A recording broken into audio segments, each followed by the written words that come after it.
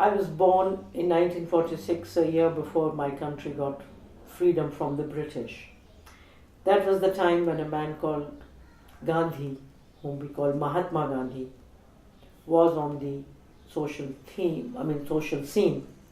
My father was a medical doctor, 6 children, and he preferred to be in government dispensaries. Dispensaries are these tiny hospitals in villages. So we all went to village schools wherever he was posted. And after those village schools, he sent us to a college in a city, but a government college. So the education was really what you still see in the villages, hardly any education.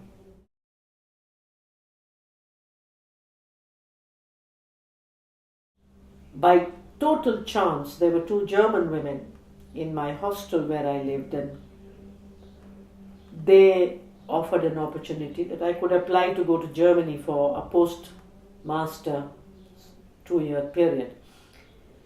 So I applied and I got into a German university. I lectured there for 1 year to German experts who went out for development projects, came to develop the third world. So I did that for 11 months, and then I said, I think I should go back. I decided to go back to Rajasthan, to an organization which was doing a multidimensional work of working on education, a little bit on agriculture, a little bit on water. I had always known that after I get educated, I will do something to build my country.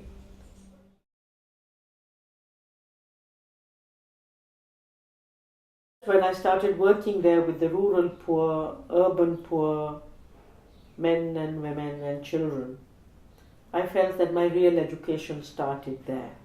And that's where I also slowly became a feminist.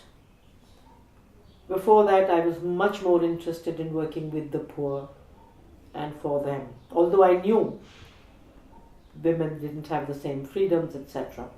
But because I had not felt it at my personal level, but there it was totally clear that amongst the poor, the women are the poorest. Amongst the Dalits, the lowest caste, woman is the lower than that. Amongst the black, the women are blacker. And that's when I felt there were very few educated people who were in the villages, who could tell the real story about rural India to India. So there I started writing. And I started writing about girls and women and about corruption and about kind of development taking place, etc., etc. 4 years of work there. And really, the work started like 5 in the morning at times when we were working on digging wells for the poorest people. And then the work would go on till the evening and writing and all that. So the best years of my life.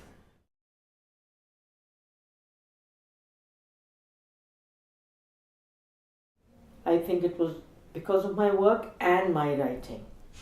They started inviting me, the UN invited me, and FAO invited me to some of these meetings.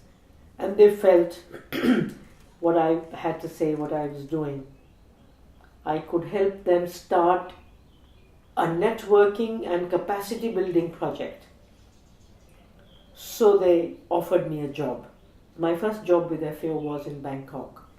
I worked with the FAO in this thing called Freedom from Hunger Campaign Action for Development, which was all working with people doing the kind of work I was doing in Rajasthan. And I worked there for 4 years. I went from country to country in Asia, identifying people working for social justice, against poverty, for better health of people and for human rights. Human rights at that time wasn't so big, but development and poverty. And in 1979, I was posted in Delhi with the FAO, working in the 7 countries of South Asia. At that time, later on, Afghanistan got added. So in the 8 countries of South Asia, doing the same. So we were that generation, I believe, who talked of participatory development, who talked of bottoms up, who talked against purely profit-oriented neoliberalism, who talked of human rights. And we said about Green Revolution that this is going to kill agriculture and then kill people. We talked about it, nobody believed us. So what we said in 1975, for example, the UNDP was preaching 25 years later, and now our governments were listening, partly because the realities were speaking that language, and partly because UNDP, Lord and Master. So that's where the journey started, and it continued. I was with the UN for 27 years, and through that really built an incredible network of like-minded people across borders.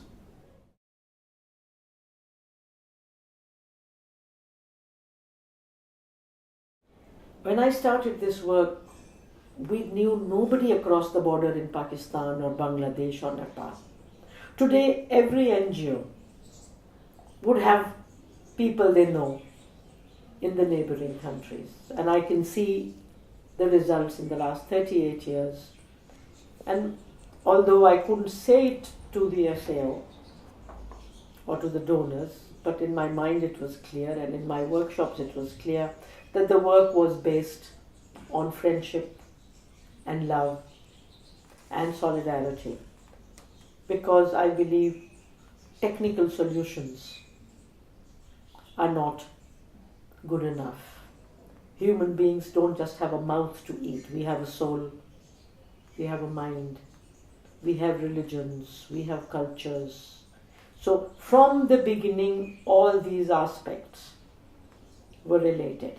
And to my FAO work, I brought artists who made the most beautiful posters. I myself started writing songs. I brought dancers because patriarchy is in the bodies of women. To liberate us from that patriarchal thing, dancers came to my workshops. I mean, unheard of that an FAO, Food and Agriculture Organization project, would have this multi-dimensional nature.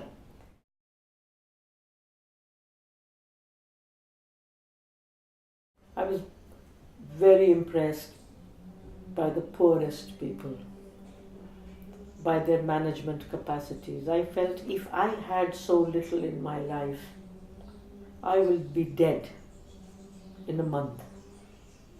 The finest of managers, people genuinely global citizens. Global citizens today are people who don't leave a big footprint on Mother Earth. I may be traveling all over the world, jet-setting around, but I feel I'm not a global citizen. It is those poorest people all over the world who live with the fewest of resources. Then there were other people at the level of ideas. Mahatma Gandhi inspired me a lot. Mao Zedong inspired all of us, a whole lot of us, a lot. At times more than Mahatma Gandhi did because of what he achieved. Ho Chi Minh, and then this, all these revolutionaries who were fighting against poverty, against inequality, against attacks on human rights.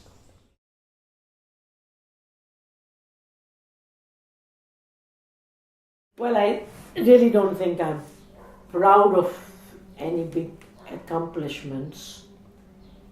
I feel happy about the fact that I've never stopped growing. I'm 67 today, I'm happy about the multidimensional nature of my work. I've been networking, doing trainings, I've been writing books, I've been writing songs. In fact, as I'm best known in the rural areas of India for my songs, which are sung everywhere wherever there is a women's group or organization going. I have worked with many people and created a lot of posters. Some people have asked me, "You've been doing the same work, like training for the last 40 years. Aren't you a boring person?" For me, no training is the same. I may have done 150 trainings, but after every training, I'm not the same woman.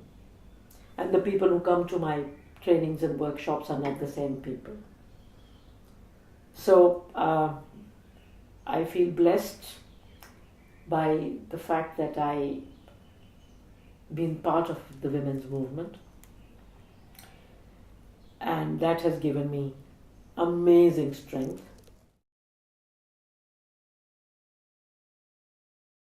Che Guevara said that revolutions come out of love. Mahatma Gandhi said the same thing. Jesus said the same thing. Anyone sensible says the same thing.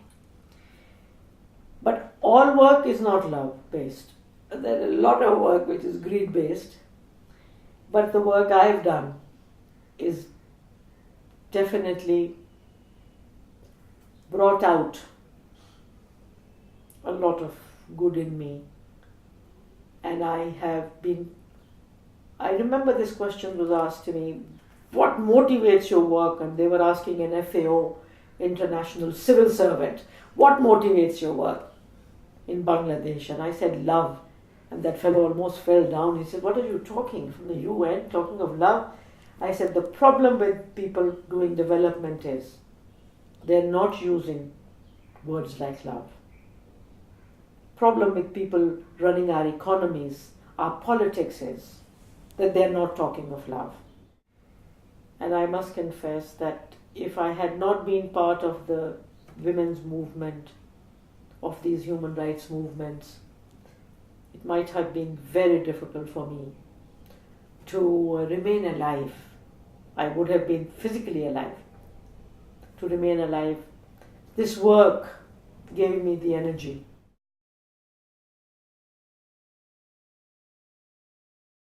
Three months ago, in the 1 Billion Rising, I coined this slogan called not love of power, power of love. I find whatever is wrong in the world today is because of love of power. I want to become a billionaire. I want to control the whole world. I want to control that woman. I want to control that man. All of it is based on love of power, control over others. And I feel this violence against women, like 1 billion women being violated, is based on love of power. And I feel it can be reversed only if we talk about power of love. The amazing power of love. And more than women, I think Mother Nature, the environment, the ecology needs the power of love. And I think this was also necessary because after the rape case in Delhi, people were demanding, and they bloody got it, death penalty for rape. We feminists are against all death penalties. But the demand was so much. And these populist governments gave in. And at that time I thought it was important for the feminist movement, the women's movement, to talk about love, to talk about reconciliation, to believe that people can change. And since I'm a networker, my main work is bringing people together.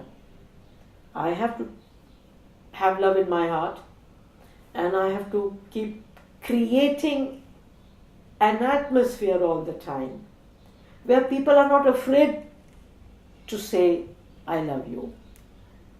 I want to take care of you. So I think that's the most well-known part of the workshops which I organize. People come and say, I feel affirmed here. I feel loved here. I feel secure here. I'm really a slogan monger. I write slogans at the drop of a hat, and in Hindi and in English and in Urdu, etc., etc.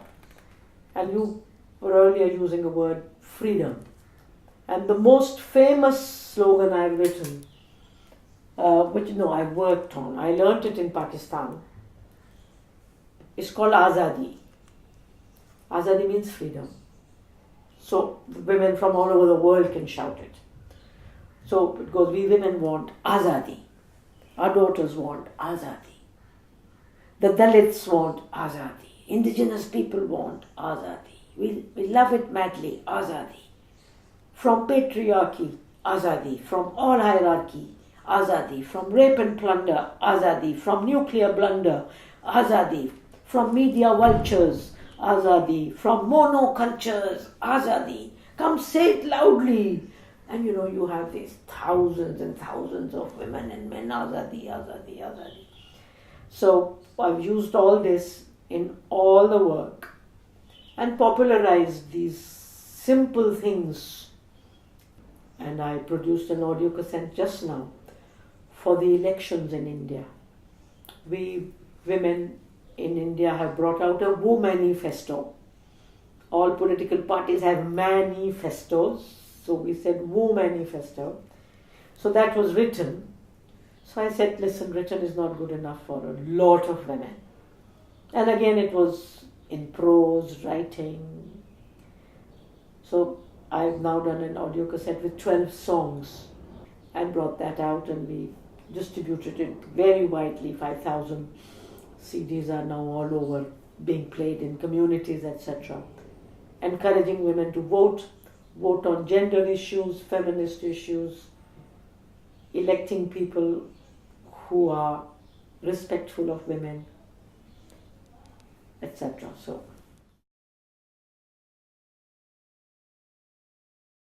I want to tell you two stories to answer this. One is, an indigenous woman was asked, Mother, what according to you are the three most important things in the world? She thought for a while and she said, I think the first most important thing in life and world is people. The second most important thing in the world, I think, is people. And the third most important thing in life is people. So I feel acceptance of other people. Tolerance for me is not good enough. I tolerate somebody, is tolerance, okay, you exist, for me, dialogue, not just tolerance, mutual respect. And if you say people are the most important, that means human rights of all. If people are most important, then justice is important. Equality is important. Democracy is important if people are important. Another story, my favorite story, which I keep telling a little longer. Gautam, who became the Buddha later on, when he was 10 years old, he was the son of a king, the Buddha. He was playing in his garden and he saw a white bird fall on the ground. He ran there and he picked up the bird, big beautiful bird, with an arrow. He took the arrow out, the bird started bleeding, he ran with the bird, started yelling, come on, first aid, let's look after this bird. And people, his family and everybody came around and they managed to revive the bird. the bird was breathing and the bird was going to be okay. Just when this happened, his older cousin ran in and said, "Hey, Gautam, what are you doing with my bird?" He said, "Sorry, sir, your bird. It fell from the sky." "Oh, come on, idiot. That arrow, that's mine. My arrow." So Gautam said, "Wait a minute. Your arrow?" Yeah, I told you, my arrow." "That means you wanted to kill this bird." "Yeah, kind of." "That means you don't love this bird." Yeah, if you say so, but give me my bird." He said, "No, I love this bird. I want this bird to live. So the bird belongs to me. Doesn't belong to you." For me, this story sums up the clash of civilizations today. And I look at Gautam, the boy who wants to save the bird, like the indigenous people, the small farmers, the small fisher folk, who have lived in harmony with Mother Nature for thousands of years without destroying it within 30, 40 years, like India has done to its lands, America has done to their lands, to their air, to their water, what is non-polluted today. And this man, this boy who kills with an arrow, are like the corporates who come to India and want all the mines, want all the water. I mean, who could believe that in India we would buy a bottle of water for 15 rupees being made by Pepsi Cola? They don't bring that water from America, they take our water. So for me, really the values are people, and every sensible person has said this.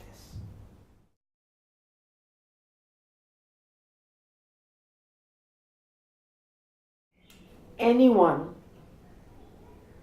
who acknowledges that women are discriminated against at home, at the place of work, and in society in general, and who takes action against this discrimination, is a feminist. So this is what feminism for me is, and definitely we feminists are not against men. We are not anti-men, we are against patriarchy as a system. So if men and women support patriarchy, we are against them. And if those men who support feminism, they are our comrades, they are our friends, and there are many of them around and we work with them. One of the feminists has said that feminism must have been born the day patriarchy was created. So there's thesis, there is antithesis. So when patriarchy came, according to us about maybe 3,000 to 4,000 years ago, it's only as old as 3,000, 4,000 years, no older. In India we have had thousands of women, hundreds of years ago, who fought for women's rights. But even if feminism was Western, and if it was a good idea, I would accept it. For me, good ideas don't have nationalities and passports. Good poetry belongs to the world. Good ideas belong to the world. Feminism is the most maligned and misunderstood ism, because everybody is afraid of us. Everybody is afraid of feminism. The warmongers don't like us because we are for peace. The cosmetic industry hates us because we are against beauty competitions and the cosmetic industry and the Barbie dolls. We are against all that. We are against the consumerist culture.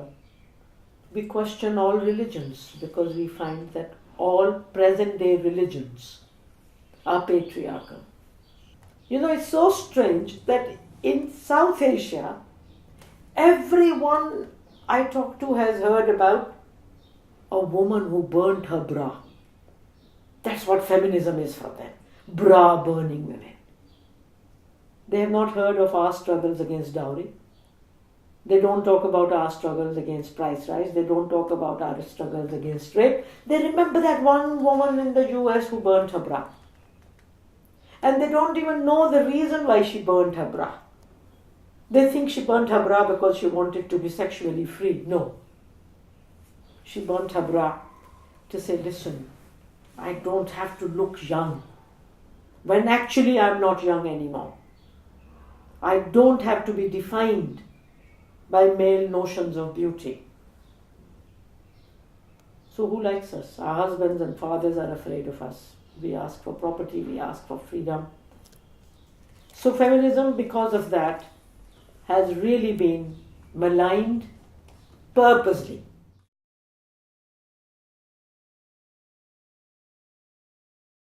Dialogue, discussion, that's the first thing. And the primary institution to start all this, the family. Then the education system, the schools.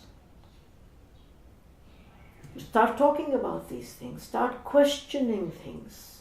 Don't accept any injustice in the name of my culture. Like, feminists are called, we are anti-culture. Yes, if in my culture I have a caste system, I can't believe in it, I'm sorry. Either I believe in my constitution or I believe in my culture. Religion and language and Hollywood and Bollywood are all, according to me, negating what our constitutions have given us. Human rights for all, justice for all, equality for all. For me, the influences come from everywhere. So our efforts have to be everywhere. At home, in schools, better laws, better constitutions, dialogue, democracy. So we have to work at all these different levels.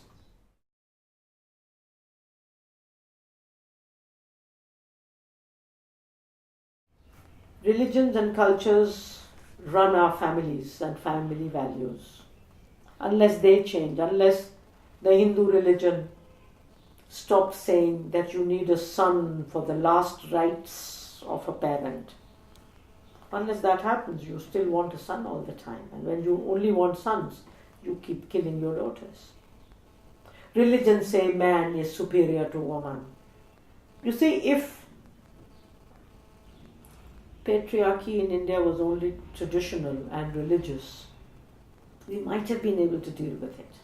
But the capitalist patriarchy, which is leading to a resurgence of patriarchy. This paradigm of development, the neoliberal paradigm, is a totally patriarchal paradigm. Pornography is $1 billion industry.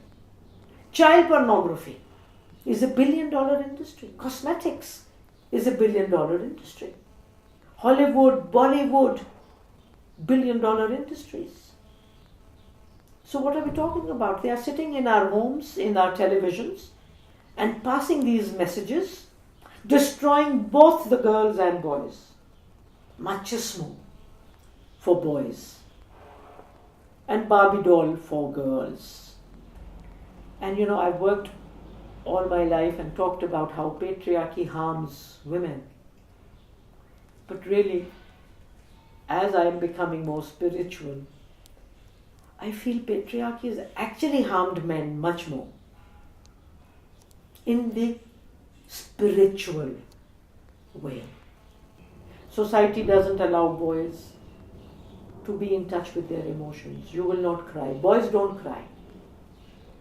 So, emotional castration, no relationship with your body, no relationship with your progeny, no relationship with the finest of emotions, love, caring, nurturing. I think this is dehumanization. This is brutalization.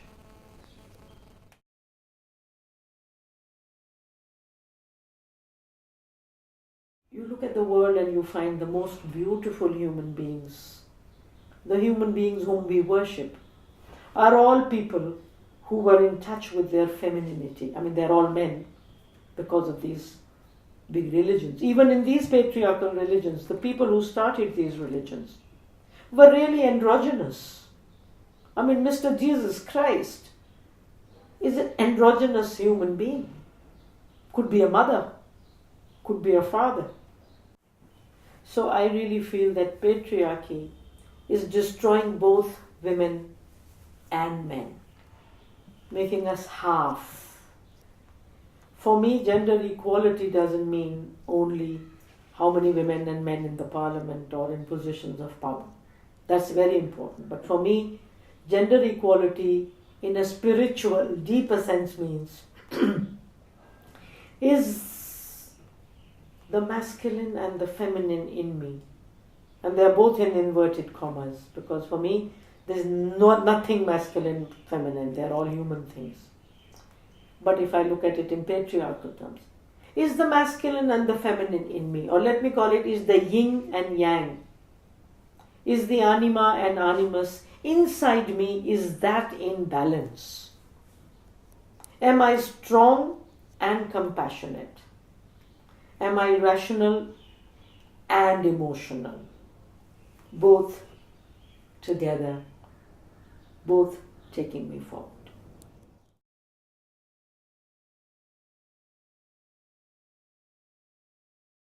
I think women and girls are best positioned to lead everywhere where men and boys are best positioned to lead. I mean, there are no separate areas for us. There should not be. So we have to lead everywhere. And we are leading in.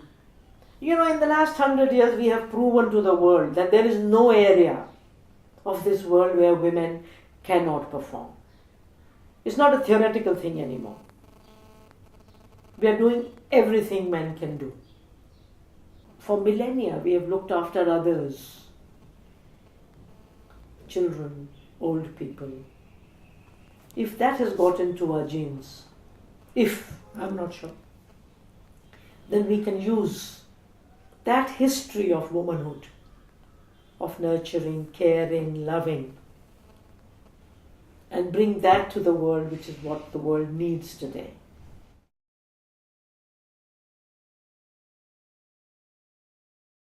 In South Asia today, there are some absolutely amazing women who are leading struggles everywhere. And women I admire a lot. If I look at Pakistan, women like Asma Jahangir and her sister, both lawyers, both have been UN commissioners. Bangladesh, friend of mine called Khushi Kabir, who's leading a movement for human rights for the poorest people. I look at India, Aruna Roy, a woman who gave up her job in the government and started living as poor people do in the rural areas, and went on to lead the movement Right to Information, is supporting right to food, right to rural employment. And the beauty of Aruna, and another incredible woman who has fought against big dams, not just in India but all over the world, Medha Patkar. Medha and Aruna are those women who tried to also live simply. And that fascinates me. That's what makes them my sheroes.